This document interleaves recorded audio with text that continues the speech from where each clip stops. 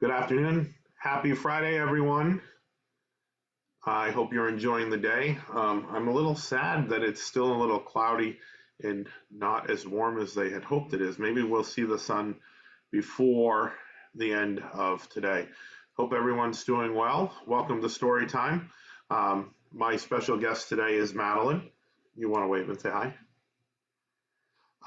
We have two stories for you today. The first one is called Pigsty by Marcoux, and then we have How to Make an Apple Pie and See the World by Marjorie Priceman.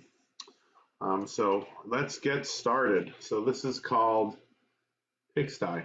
I hope your room is not a pigsty.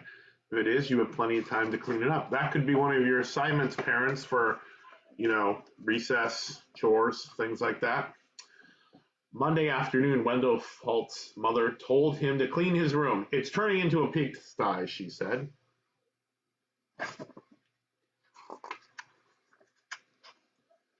Wendell went upstairs, much to his surprise. A large pig was sitting in his bed.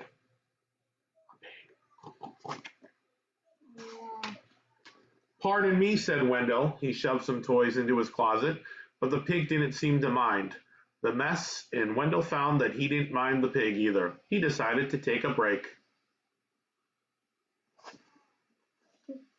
When Wendell's mother came to look at his room, the pig was hiding, but the mess was still there. She threw up her hands. Okay, Wendell, she said, if you want to live in a pigsty, that's up to you. Not here on Market Manor. Would not tolerate that. Wendell could hardly believe his luck. Now I can live however I want. He didn't even worry when he came home on Tuesday and found a second pig in his room. The mess had grown a bit worse, but he was able to jam most of it under his bed. Pigs are all right, he said, as long as it's only one or two. Those of you who work with me know that I'm a little crazy about organization.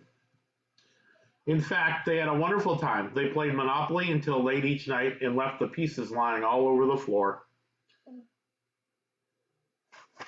Over the floor? Yeah, they didn't pick up at all. They had paper airplane wars and pillow fights. The bed became a trampoline.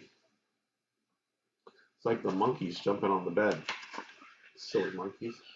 Then two more pigs showed up and the mess just grew and grew.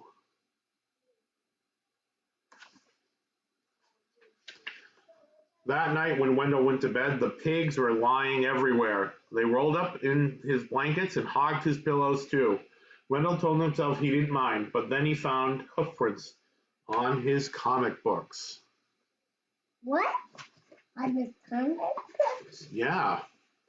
And Friday, when he got home from school, he saw that someone had been sitting on his basketball, and his baseball cards were chewed. This is why we have to take care of our stuff, right? Yeah. That does it, said Wendell. I've had enough.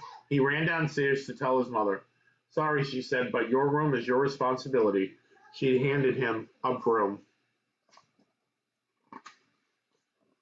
Wendell started to complain. The mess was too huge, but suddenly he remembered a saying he'd heard, that many hooves make light work. He marched upstairs and organized a cleaning crew.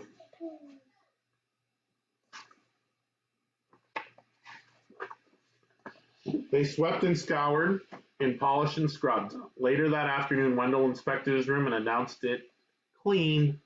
Clean. In fact, it was a bit too clean from a pig's point of view. So while Wendell inspected, the pigs prepared to go home. One of them made a phone call and a farm truck came to pick them up. They hugged and grunted and oinked goodbye. From that day on, Wendell kept his room clean. Except for those nights when his friends came by to play Monopoly. Did you like that, Madeline? Yeah. Was that a cute story? Can we read that again? We can read it again another time. Maybe we can read it tonight before bed. All right, our second story is How to Make an Apple Pie and See the World. I thought this might be an appropriate story since we are all stuck wherever we are, and we can't go see the world right now. And I remember buying this when I was still in college for a specific lesson, so um, it's old like me. Making an apple pie is really very easy. First, get all the ingredients at the market, mix them well, bake, and serve. You know, the only problem with reading this story is that I'm going to want apple pie after, and I don't have apple pie materials out of my house. Unless, of course, the market is closed, and the poor man who runs the market must have gone fishing according to the sign. Yeah. In that case, go home and pack a suitcase. Take your shopping list and some walking shoes. Then catch a steamship bound for Europe. Use the 6 days on board to brush up on your Italian. I'm Italian. Yeah. How? If you time it right, you'll arrive in Italy at harvest time. Find a farm deep in the countryside, gather some superb wheat, an armful or two will do. Geez, talk about really making apple pie. Don't touch that, please. Then hop a train to France to locate a chicken. Now, I don't think we're putting chicken in the apple pie. What might a chicken give us that can use in the apple pie? I don't know. You don't know?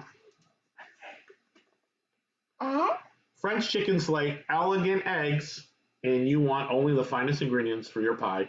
Coax the chicken to give you an egg. Better yet, bring the chicken with you. There's less chance of breaking the egg that way. Get to Sri Lanka any way you can.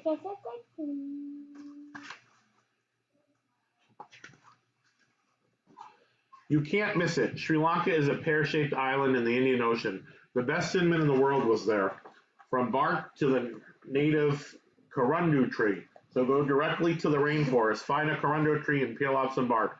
If a leopard is napping beneath the tree, be very quiet.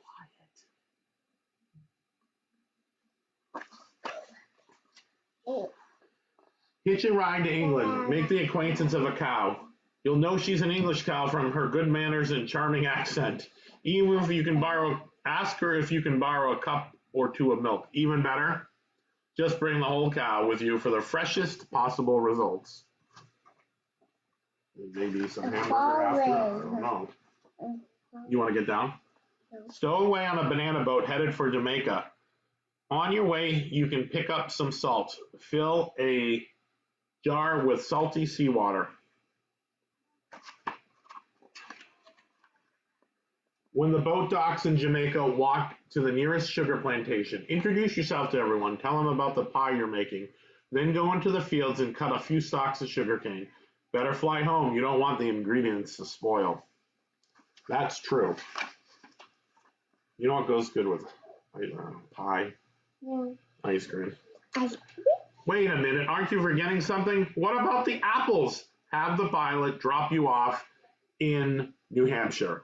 It really says Vermont, but I like our apples better, and I'm reading the story, so I'm going to change the word to New Hampshire. Hope I don't get sued.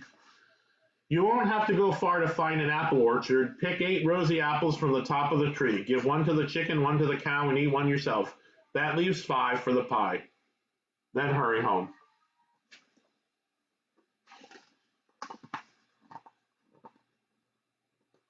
Remember that apple pie is delicious topped with vanilla ice cream, which you can get at the market, but if the market happens to be closed, did I skip a page? Oh, sorry. I skipped a page. We're going to go back and fix that. Sorry, it didn't make sense. Now that you have, all you have to do is mill the wheat into flour, grind the corundu bark into cinnamon, evaporate the seawater from the salt, boil the sugar cane, persuade the chicken to lay an egg, milk the cow, churn the milk into butter, slice the apples, mix the ingredients, and break the pie. While the pie is cooling, invite some of your friends over to share with you. Geez, this is why I don't make apple pie. I just go to Market Basket. Remember that apple pie is delicious, topped with vanilla ice cream, which you can get in the market, but if the market happens to be closed,